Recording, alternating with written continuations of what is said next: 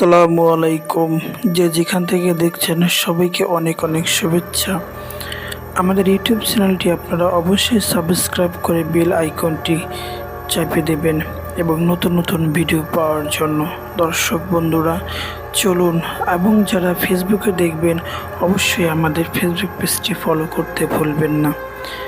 আজকে যে গল্প বলবো, গল্পের মূল থিম ইতিমধ্যে আপনারা জেনে গেছেন। আজকের গল্পের মূল বিষয়বস্তু নদী।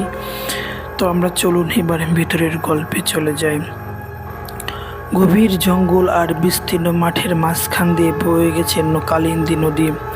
গ্রামের লোকেরা বলতো এই নদী শুধু বর্ষায় নয়, সারা বছর অদ্ভুত এক ভয় জাগিয়ে রাখে। যখনই অমাবস্যা রাতে কেউ নদীর পাড় ঘেঁষে হেঁটে যায়, তখনই শোনা যায় ফিসফিসানি, মাঝি ওপারে নিয়ে চলো।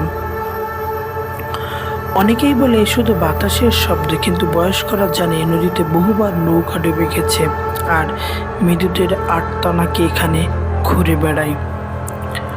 গফুর ছিল গ্রামের একমাত্র পুরনো মাঝি। তার জীবনের ভরসা ছিল ছোট একটি কাঠের নৌকা। স্ত্রী মারা গেছে বহুদিন আগে, এক মেয়ে শহরে থাকতো। সে নদীর রহস্যকে পাত্তা দিত না। সবাই যখন ভয়ে নদীতে নৌকা নামাতো না, তখন সে রাতের অন্ধকারে যাত্রী পার করত। এক বর্ষার রাতে প্রবল ঝড়ে গ্রামের বিদ্যুৎ চলে গেল। আকাশে বিদ্যুতের ঝলক আর তীব্র বাতাসে কাঁপতে কাঁপতে গফুর ঘাটে দাঁড়িয়েছিল। তখন সে দেখল এক নারীকে, লম্বা চুল, সাদা শাড়ি, সারা শরীর ভেজা। নারীর ধীর কণ্ঠে বলল, মাঝি, আমাকে উপরে পৌঁছে দাও। গফুর অবাক হলো, কারণ এত রাতে নদী পার হতে চাওয়া এক নারী খুব অস্বাভাবিক, কিন্তু ভাড়ার লোভে আর কৌতূহলে সে রাজি হলো। নৌকা এবং নদীর মাঝামাঝি পৌঁছাতে হঠাৎ অদ্ভুত শব্দ। মনে হলো শত শত মানুষ জলে ডুবে আর্তনাদ করছে। গফুর আতঙ্কে চারপাশে তাকালো। নদীর কালো জলে নাম লালচে আলো চিকচিক করছে। আর তখন গফুর বুঝল, যাত্রী নারীটি আর বসে নেই, সে দাঁড়িয়ে আছে নৌকার প্রান্তে। মুখে অট্টহাসে চুল ছড়িয়ে গেছে, চারিদিকে চোখ জ্বলজ্বল করছে আগুনের মতো। আমি নদীর অভিশপ্ত কন্যা। 100 বছর আগে এই নদী আমার প্রাণ কেড়ে নিয়েছিল।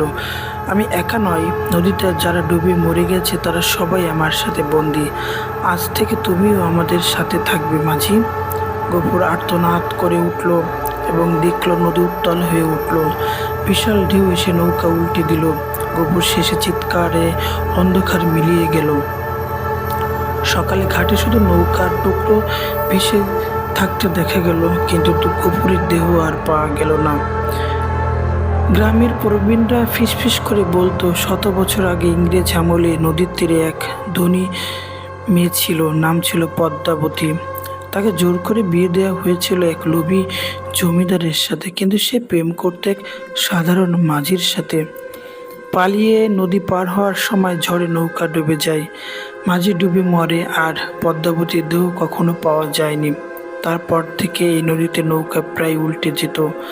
মাঝিরা বলতো, পদ্মাবতীর আত্মা এখনো যাত্রী সেজে নৌকায় ওঠে, আর যে মাঝি তাকে ওপারে নিতে যায় সে আর ফিরে আসে না। গফুরের মৃত্যুর পর গ্রামবাসী আর কেউ রাতের বেলা নদীতে নামেনি, কিন্তু অমাবস্যা রাতে এখনো শোনা যায় সেই নারীর কণ্ঠ, মাঝি, ওপারে নিয়ে চলো। কেউ সাহস করে নদীর দিকে তাকালেই দেখে কালো জলের বুকে ভেসে ওঠে এক নারী, যা সাদা শাড়ি, ভেজা চুল, ঠোঁটে শূন্য হাসি। প্রিয় দর্শক, আপনারা এই ধরনের গল্প যদি পছন্দ করে থাকেন অবশ্যই কমেন্ট করবেন এবং শেয়ার করতে ভুলবেন না। যারা আমাদের ইউটিউব চ্যানেলটি এখনও সাবস্ক্রাইব করেননি তারা খুব দ্রুত সাবস্ক্রাইব করে দিন এবং শেয়ার করতে ভুলবেন না। ধন্যবাদ আমাদের সাথে থাকার জন্য।